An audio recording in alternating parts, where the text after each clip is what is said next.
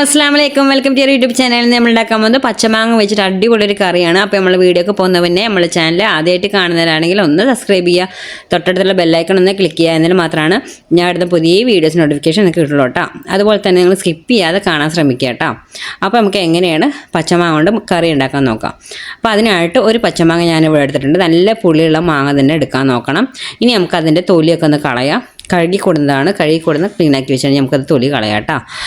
Colour എങ്ങനെ ഉണ്ടെങ്കിൽ നല്ല പുളിയുള്ള മാങ്ങയാണിത്. അതുപോലെ തന്നെ നല്ല പുളിയുള്ള എടുക്കാൻ നോക്കുക കേട്ടോ. ഇത് തൊലിയൊക്കെ നല്ല കളയുന്നുണ്ട്. ഇതാ ഫുൾ ക്ലീനാക്കി ഇവിടെ എടുത്തിട്ടുണ്ട്. നമുക്കത് ഒന്നുമില്ല, അത് കട്ട് ചെയ്തിട്ട് ചെറിയ ചെറിയ പീസാക്കി എടുക്കണം. നമ്മൾ കട്ട് ചെയ്യുന്നുണ്ട്. ഇവിടെ കട്ട് ചെയ്തിട്ട് നമുക്ക് സാധാ ചെറിയ പീസാക്കുന്ന പോലെ തന്നെ, നല്ല ചെറുതാക്കണ്ട, ഇതുപോലെ ചെറുതായിട്ട് ഓരോ പീസാക്കി കട്ട് ചെയ്തെടുക്കുക കേട്ടോ. ഇപ്പോൾ ഞാനിവിടെ കട്ട് ചെയ്തിട്ട് എല്ലാം കട്ട് ചെയ്ത് എടുത്തിട്ടുണ്ട്. അതുപോലെയാണ് കട്ട് ചെയ്തെടുത്തിട്ടുണ്ട് കേട്ടോ. ഇനി നമുക്ക് എന്താ മേടിച്ചാൽ മിക്സിയുടെ ജാർ എടുക്കുക. ആ മിക്സിയുടെ ജാറിലേക്ക് നമ്മൾ കട്ട് ചെയ്ത് വെച്ചാൽ മാങ്ങ ഇട്ട് കൊടുക്കുക കേട്ടോ. എല്ലാം മാങ്ങ ഇട്ട് കൊടുത്തിട്ടുണ്ട്. ഇനി നമുക്ക് വേണ്ടത് 2 പച്ചമുളകാണ്. അതുപോലെ 2 പച്ചമുളക് ഇട്ട് കൊടുക്കുക കേട്ടോ. അതിനുശേഷം നമുക്ക് ജസ്റ്റ് അടച്ചു വെച്ചിട്ട് നമുക്കൊന്ന് അരച്ച് കൊണ്ടുവരണം. ഇതാ അടച്ചു. ഇനി ഇതാ അരച്ചിട്ട് കൊണ്ടുവന്നിട്ടുണ്ട്. അതാ ഇതുപോലെ അരച്ച് കൊടുന്നാൽ മതി കേട്ടോ. ഇനി നമുക്ക് ഇതിലേക്ക് വേണ്ട എന്താ വെച്ചാൽ ഒരു അരമുറിയോളം തേങ്ങയാണ്. അരമുറിയുടെ അടുത്ത് തേങ്ങ എടുത്തിട്ടുണ്ട്. അത് ഇതിലേക്ക് നമുക്ക് ഇട്ട് കൊടുക്കാം. അപ്പോൾ അതാ തേങ്ങ ഫുള്ളായിട്ട് ഇട്ട് കൊടുത്തിട്ടുണ്ട് കേട്ടോ. ഇനി നമുക്ക് അതൊരു സ്പൂൺ വെച്ചിട്ട് ഒന്ന് മിക്സ് ചെയ്ത് കൊടുക്കണം. ജസ്റ്റ് ഒന്ന് ആ മാങ്ങയും തേങ്ങ കൊണ്ടൊന്ന് മിക്സ് ആക്കണം, അത്രേ വേണ്ടുള്ളൂ. അതൊന്ന് മിക്സ് ചെയ്തതിന് ശേഷം നമുക്ക് നല്ല തിളപ്പിച്ച് ചൂടാറിയ വെള്ളമാണ് ഇതിലേക്ക് ഒഴിച്ച് കൊടുക്കുന്നത്. കുറച്ച് ഒഴിച്ച് കൊടുത്താൽ മതി കേട്ടോ. അല്ലാതെ കൂടുതൽ ഒഴിച്ചെടുത്താൽ അറിയില്ല.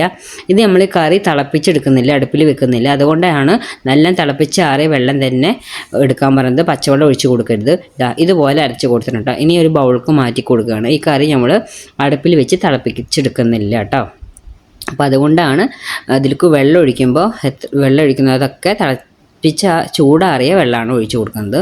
ഇനി നമുക്ക് പേസ്റ്റൊക്കെ ഇതിലേക്ക് ആക്കിയിട്ടുണ്ട്. ഇനി നമുക്ക് ആ ജാറിൽ തുള്ളി വെള്ളം കുറവുണ്ട്, ആ ജാറിൽ അരപ്പുണ്ടാവുമല്ലോ, അത് ഈ തിളപ്പിച്ച ചൂടാറിയ വെള്ളം തന്നെ ഒഴിച്ച് കൊടുക്കുന്നത് കേട്ടോ. പച്ചവെള്ളം തീരെ ആഡ് ചെയ്യാൻ പാടില്ല. നല്ല തിളപ്പിച്ച് ചൂടാറിയ വെള്ളം, ചൂട് നല്ല ആറിയിട്ടാണ് ഒഴിച്ച് കൊടുക്കാൻ. അതാ ഇനി ഇതാ മിക്സ് ചെയ്ത് കൊടുക്കുന്നുണ്ട് കേട്ടോ. ഇത് മിക്സ് ചെയ്തതിന് ശേഷം നമുക്ക് എന്താ വേണ്ടത് വെച്ചാൽ ഒരു പുളിയില്ലാത്ത ഒരു 3 ടേബിൾ സ്പൂണോളം തൈര് എടുത്തിട്ടുണ്ടാവും. പുളിയില്ലാത്ത തൈരാണ്. ഈ തൈര് നമുക്ക് മാങ്ങയുടെ അരപ്പില്ല അതിലേക്ക് ആഡ് ചെയ്ത് കൊടുക്കട്ടെ. അതായത് ഇതുപോലെ ഇട്ട് കൊടുക്കുന്നുണ്ട്. ഇത് ഇട്ട് കൊടുത്തതിന് ശേഷം ഈ മാങ്ങയുടെ അരപ്പും അതുപോലെ തന്നെ ഈ തൈരും കൂടിയിട്ട് നന്നായിട്ട് മിക്സ് ചെയ്ത് കൊടുക്കുക കേട്ടോ. ഇതുപോലെ നന്നായിട്ട് മിക്സ് ചെയ്ത് കൊടുക്കണം. അതുപോലെ ഈ കറി ഒരുപാട് ലൂസാക്കാൻ പാടില്ല. നമ്മൾ നേരത്തെ കുറച്ച് വെള്ളം ഒഴിച്ചിട്ടുണ്ട്.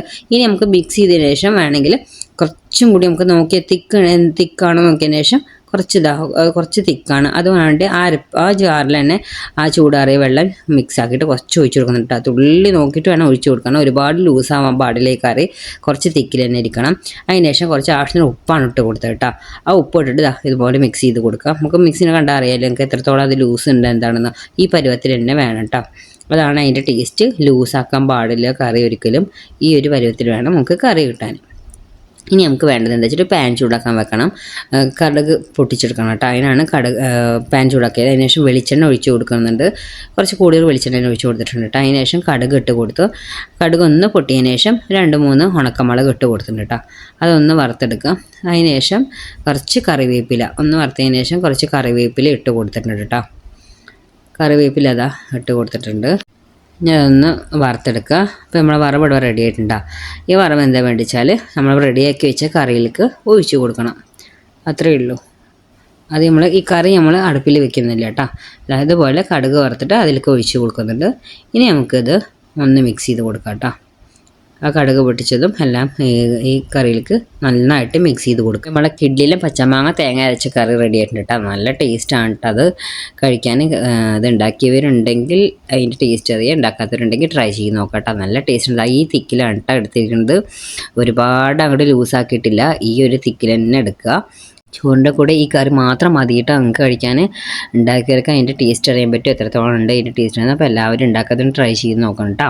നല്ല എളുപ്പമാണ് ഉണ്ടാക്കാനും, പെട്ടെന്ന് ഉണ്ടാക്കാൻ പറ്റും. ഒരു 10 മിനിറ്റിനുള്ളിൽ നമുക്ക് ഉണ്ടാക്കാവുന്നതേ ഉള്ളൂ. ഒരു കടുക് പൊട്ടിക്കുന്ന സമയം അത്രയല്ലേ ഉള്ളൂ. ഈസിയാണ് ഉണ്ടാക്കാൻ.